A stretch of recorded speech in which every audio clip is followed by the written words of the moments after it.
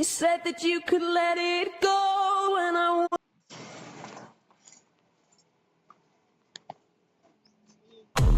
тишины послушайте волю, от тропинки в лес густой, поболтать с березкой вдоволь про него и про любовь.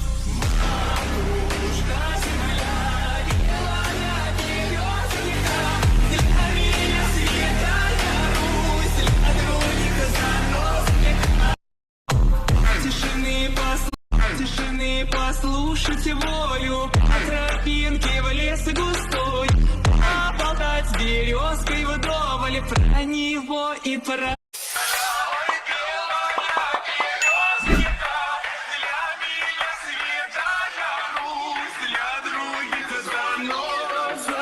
Полевых цветов веночек в утренней росе цветов, соловья запев, свисточек, сок, березовый глоток.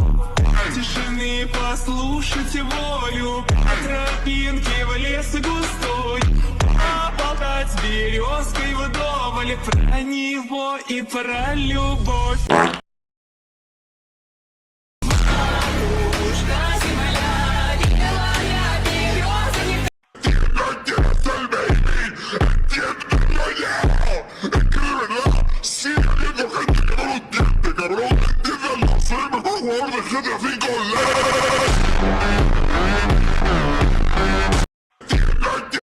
Цветов веночек в утренней росе.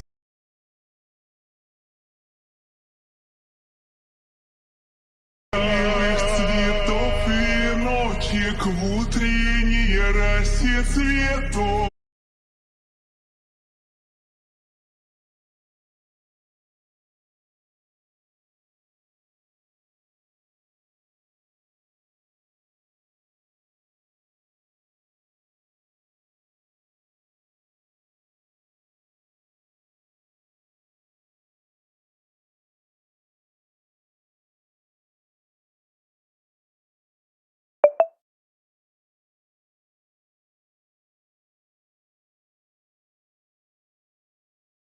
Malakas na bagyo parating!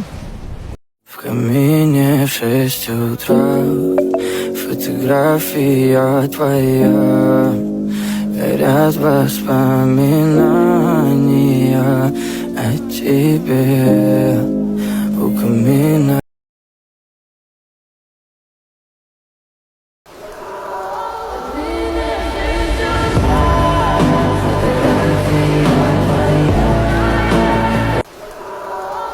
Akala ko tapos na.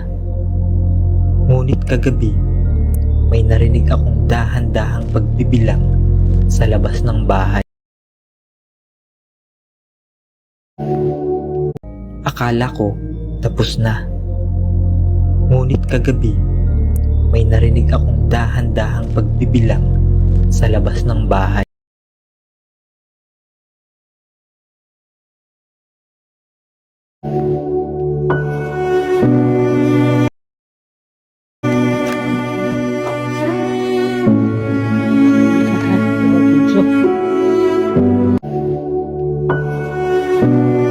Dad, what's happening here? Are you seriously building a house for animals? Oh, Luna, I'm building a brand new fish tank just for your adorable little fish. Oh no! Dad, all the water drained out. If my fish don't survive, seriously, I'll be so angry! Trust me, Luna. Today, I'm using my special waterproof solution. It's going to seal everything perfectly and keep this fish home.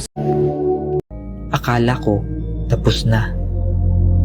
Ngunit kagabi, may narinig akong dahan-dahang pagbibilang sa labas ng bahay. Isa, dalawa, tatlo. Akala ko tapos na. Dad, what's happening?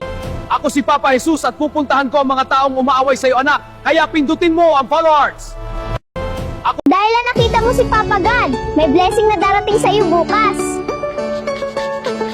Pa-heart naman po, kung mahal mo si Papa Jesus, maraming salamat po. Dahil na nakita mo si... Твой маяк подарил мне боль.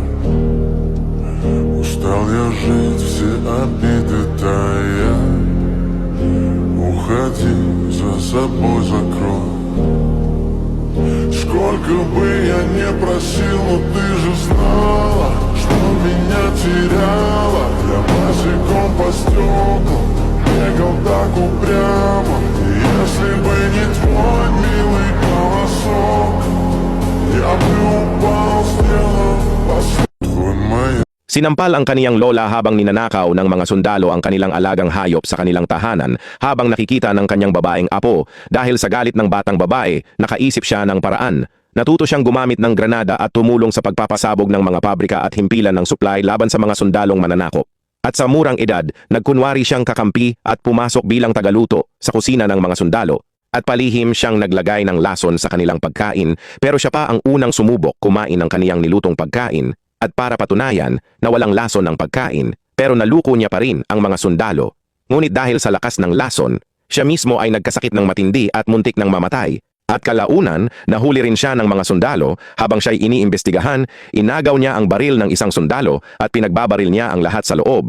At may 2 pang sundalo. Bago nagkaaberya ang baril, siya ay pinahirapan at pagkatapos ay pinatay. Sa kabila ng kanyang paghihirap, pero kinilala ang kanyang katapangan at itinuring siyang pambansang bayani.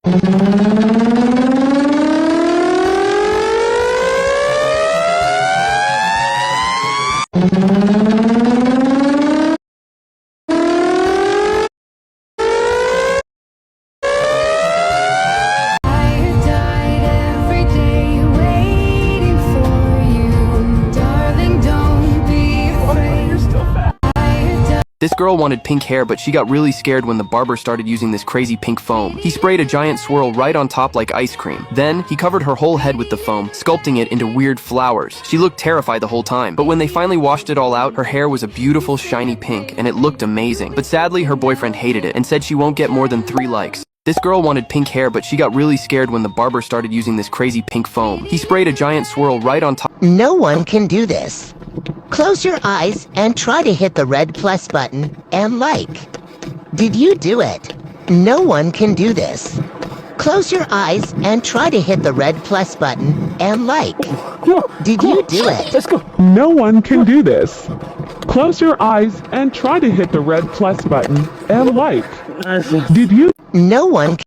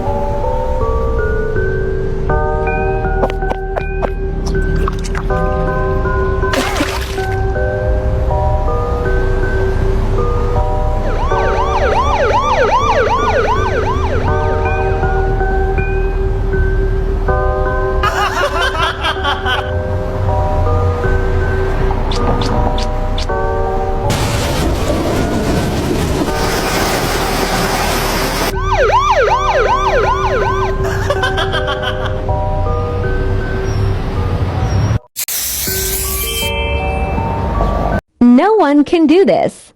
Close your eyes and try to hit the red plus button and like. Did you do it? No one can do this.